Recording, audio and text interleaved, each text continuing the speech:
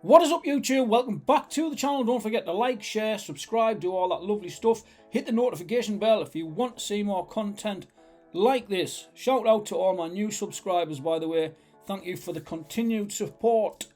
So what's today's video about? Well, it's about Christopher Nolan's new movie, Oppenheimer, which apparently is going to be 3 hours long. It's going to be his longest film of Nolan's career to date. What I thought I was going to do with this video today is I thought I was just going to say, look, this is his longest film. It's going to be 3 hours. How on earth can it be 3 hours? Some of his films have been way over the 2 hour mark.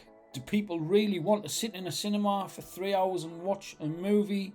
And to be honest, what I've done is I've actually looked into Oppenheimer's life story, if you like. Yeah, I did go on Wikipedia, and I know a lot of people frown on that for some reason, but if you go on, I'm sure there's other websites that have as much information as you can possibly want to read. The guy's absolutely amazing. The guy is like next level genius. The things that he's done, the theories he's come up with. I mean, he's first and foremost, he was a physicist. He only lived in like mild spoiler alerts here, right? If you're going to go and see the film. But I would advise you to read about his career and his life, because it's absolutely astounding. I cannot wait to see this film. I think 3 hours for this film is way too short. It should be like 12 episodes. It should be a mini series, because the guy has done more in his 60 odd years that he was alive than I just don't know. I'll go through this article a little bit just to tell you about the film itself and what's being said and what it's about. So Christopher Nolan is known to have lengthy films in his filmography, with the likes of Interstellar being 169 minutes.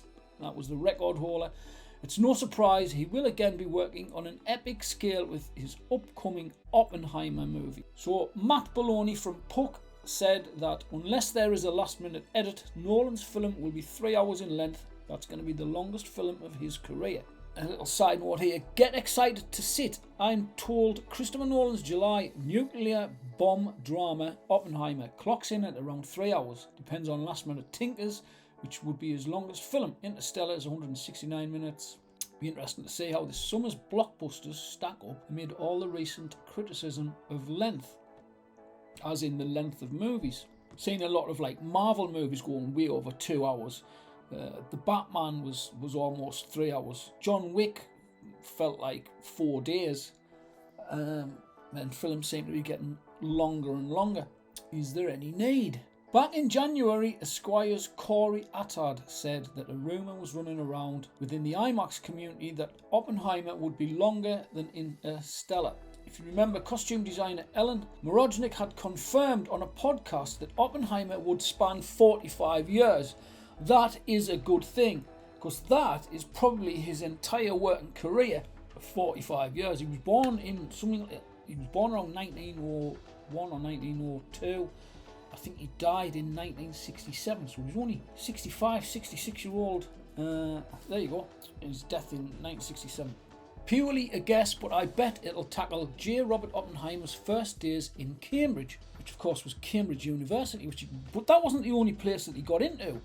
Because he studied at Harvard, he went to Cambridge, he left Cambridge and went to the University of Göttingen, which I think is in Germany.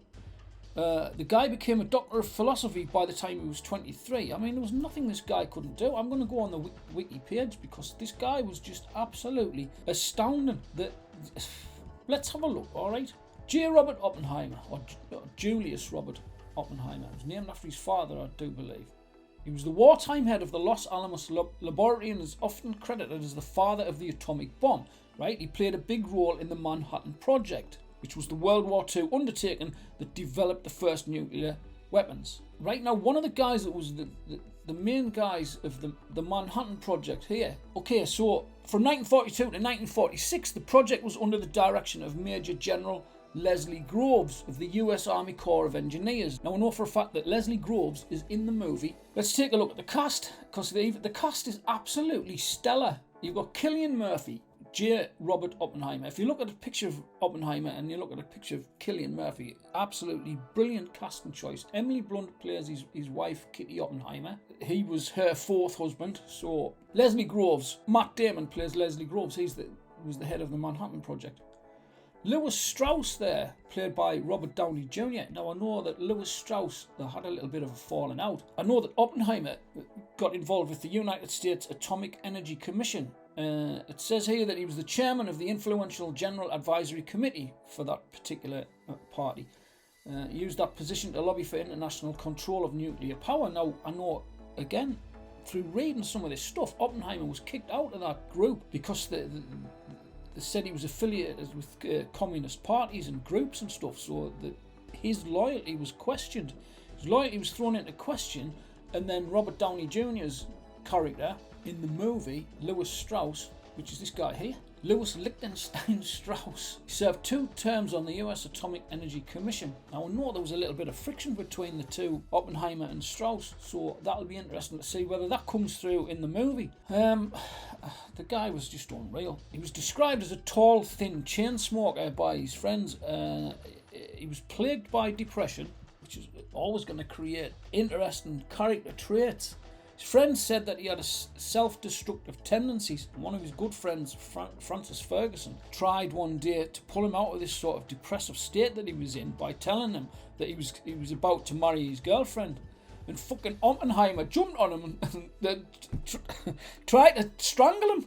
Tried to strangle his best mate. And then from then on, he knew that he knew he had really profound, like, psychological difficulties.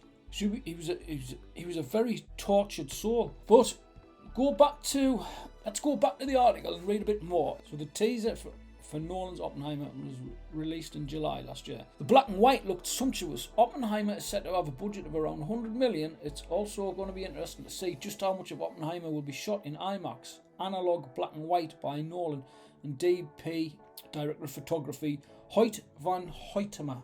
I know for a fact as well that Nolan shot it on film and had the black and white film specially prepared and specially made by Kodak, I do believe. The guy's just a master of cinema. What's not to like? You know for a fact that the characters are going to be great, the dialogue's going to be good, as long as you can hear it this time.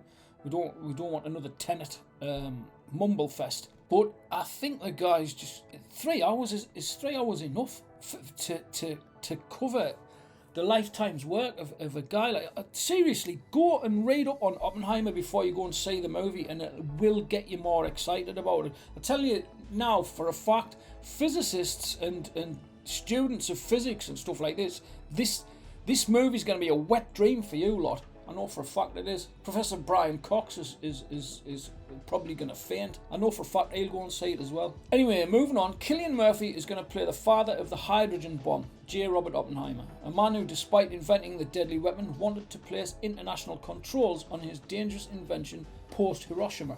Filming on Oppenheimer had started on February the 21st and ended on May the 22nd, with a cast that includes Murphy, Matt Damon, Emily Blunt, Florence Pugh, Rami Malek and Robert Downey Jr. I'm going to skip across here to IMDb because there's loads of people. Alden Ehrenreich, Josh Hartnett's in there. It's nice to see Josh Hartnett making a comeback in movies as well. I recently saw him in the not so great Fortune of Misfortune, what the hell it was called, Guy Ritchie movie, Operation Fortune, which didn't really play out like a Guy Ritchie movie. It was fun, but it was just... Gary Oldman's in it anyway. David Dastmalchian, don't know you. Gustav Skarsgård, Rami Malek, Jack Quaid's in it. He plays Richard Feynman.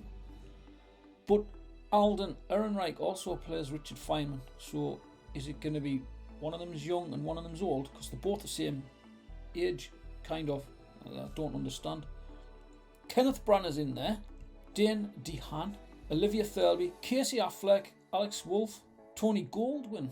Looks absolutely class, that cast. I'm getting more excited the more I'm reading. Anyway, back to the article. That's the end of the article. That's all the article says. But, and it's a big but, I mean, this guy is just... The guy is just... He was just insatiable. He studied in Europe. Like, I mean, look at the stuff. His scientific work alone. He did research in theoretical astronomy. I know you guys probably don't care, because you just like movies, but get behind the guy, know what he was about, know how clever he was, and know how tortured he was. That's going to make that such a great character on screen. You get to know who he is, and you expect him to do certain things and act certain ways on the screen. Let's see if he pulls it off. Theoretical astronomy he was into, especially as related to general relativity and nuclear theory, nuclear physics, spectroscopy, quantum field theory, including the extension into quantum electrodynamics. What the fuck? It sounds awesome. The formal mathematics of relativistic quantum mechanics. Fuck off, man. I can't even say the word, never mind study it. Also attracted his attention. He had finds which included the neutron, meson, neutron stars. Fucking hell, man. The guy's don't even realise how much of a genius this guy was. Published his first paper in 1926, concerned the quantum theory of molecular band spectra. Right, that's enough. That's enough for me. I need to see this film. It's Christopher Nolan, and it's Cillian Murphy, and it's all the other gang. So, anyway, this film comes out on July the 21st. I'm going to go and see it now because I think it's going to be absolutely class. I want it to be 6 hours long. Let me know what you think in the comments down below. Are you going to go and sit for 3 hours and watch a man who's good at physics? Let me know. Thanks for watching anyway, and I'll see you in the next video. Bye bye now.